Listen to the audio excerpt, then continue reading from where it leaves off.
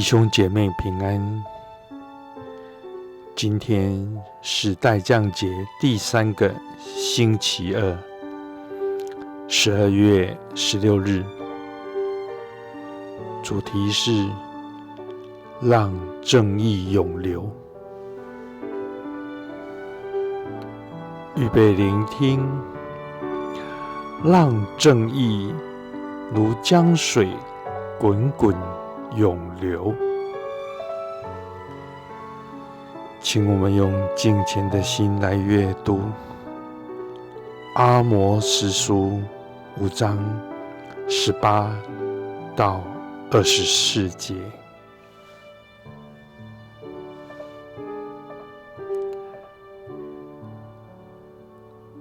等候上主的日子来临的人啊，你们惨啊！上主的日子对你们有什么好处呢？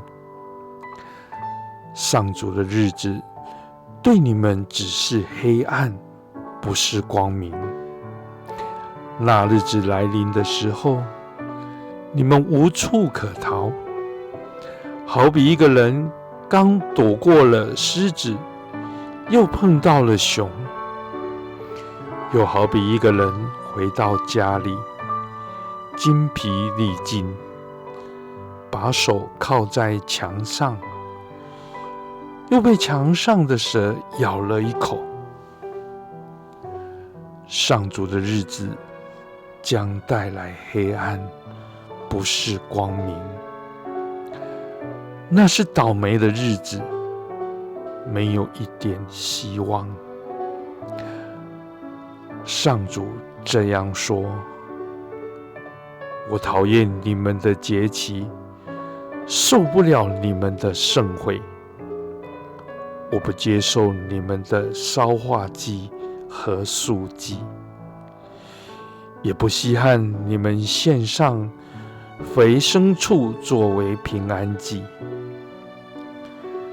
我不喜欢你们那闹哄哄的歌声，也不爱听你们弹奏的乐曲。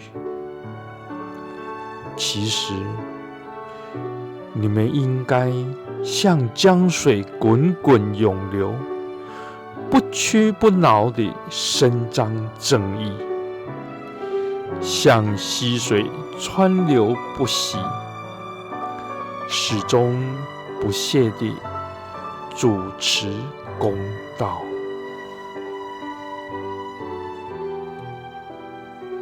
请我们用敬虔的心来探求并深思。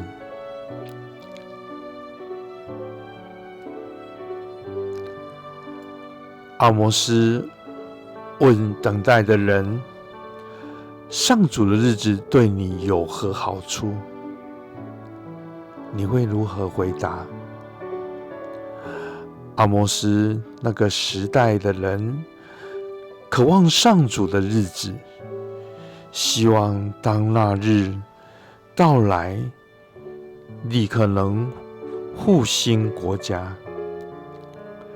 直言不讳的阿摩司警告他们：上主的日子意味着审判，黑暗没有光明，幽暗毫无光辉。这是我们最不期待的。耶稣也曾多次警告我们，他的到来意味着审判。阿摩司警告说，那些遵守宗教节日，向上帝献祭，弹奏乐器，唱赞美诗的人，并不能免于审判。上帝对他们的虔诚的敬拜不屑一顾。我讨厌你们的节期，受不了你们的盛会。问题出在哪里呢？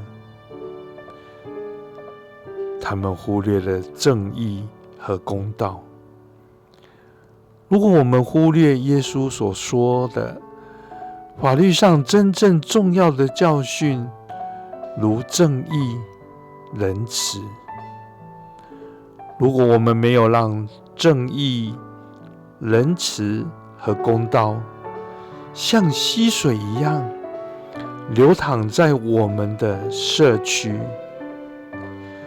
上帝会如何看待我们的敬拜和虔诚的道德标准呢？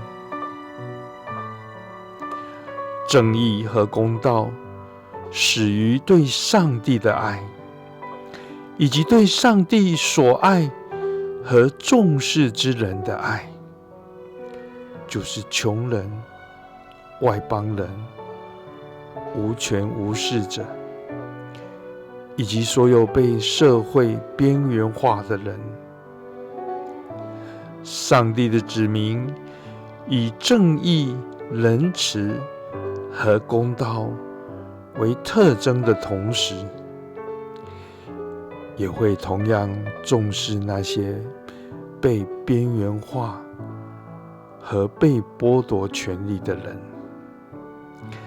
这就是我们所跟随的河流，而我们必须选择是否要让路，让正义如江水滚滚涌流，让公道如溪水川流不息。你认为你需要做什么，才能让正义和公道充满我们的世界，并淹没对上帝及上帝道路的扭曲和戏防？